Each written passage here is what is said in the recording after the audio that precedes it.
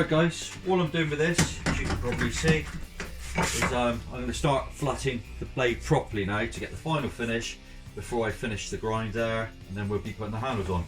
So literally all I do, I put it on a piece of wood. Now it's very important to make sure that the tip is under, or you know, off the edge, so that you don't end up cutting yourself, because trust me, it can happen. I've sliced my finger right up the other day. And then literally what I do, I use abrasive sandpaper, wet and dry is best obviously, with a block. I mean, also I'm learning, but this is what I'm doing. With a block to get a nice flat surface, wet in the surface. I see some people use like window lean, and I must find out why. I don't know why they do that. So if you know, just let me know in the comments. And then we're just going to sand it nice and flat this way to get the final grain. To be honest, I think 320 is probably as far as I want to go. I don't want to go any smoother than that, because then you start getting issues with minute scratches and things. So a 320 finish probably, maybe even less, but we'll see how we get on. And that's it. So here we go. All I do is literally put a bit of water on the blade. I mean, people are going to tell me that I'm doing this wrong, and that's fine.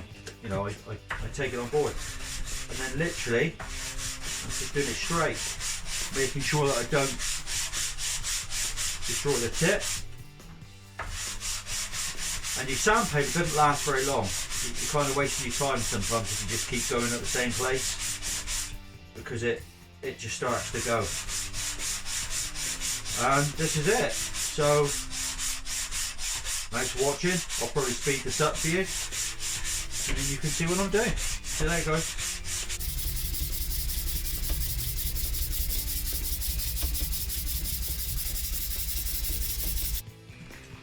There you go, guys. I finished that on a 280 grit, and I think that's pretty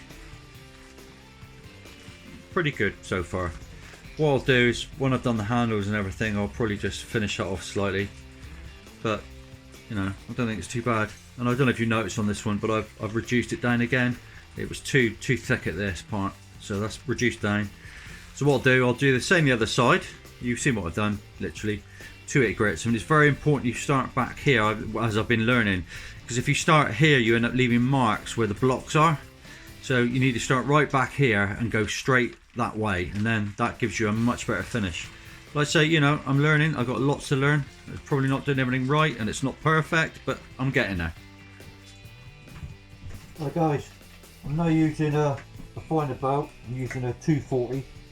Again, it might be not exactly what you should do, but and I'm literally now going to put the final grind down to here so that we can get the handles on. So I'm just trying to get, I'm doing focus,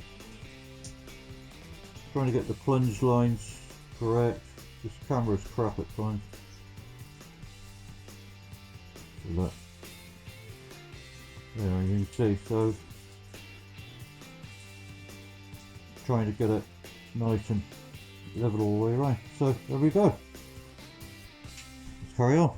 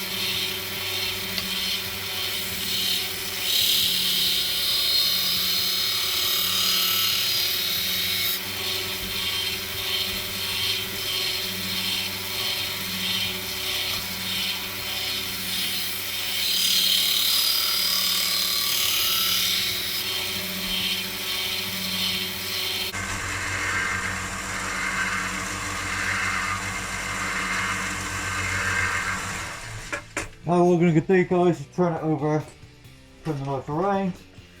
Obviously you can see I'm keeping it cool. The boat's not that, it's not hot, so it's okay, but to keep it dipping as a matter of course.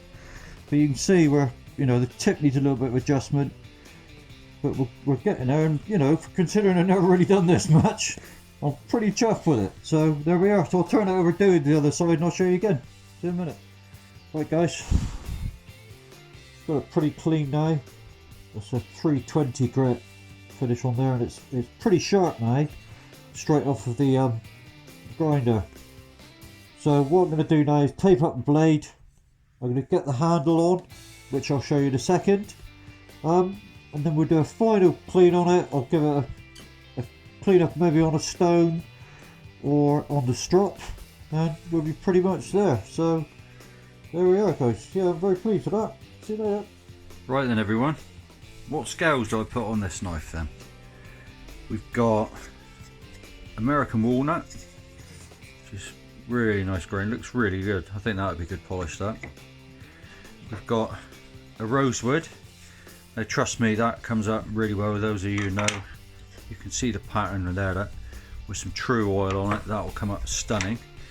But then we've got my little experiments I've been doing, which is this, which is like you know, a casting resin. I've got to be honest, I'm half tempted to use that, but I'm going to wait until I get some feedback and see what you will think.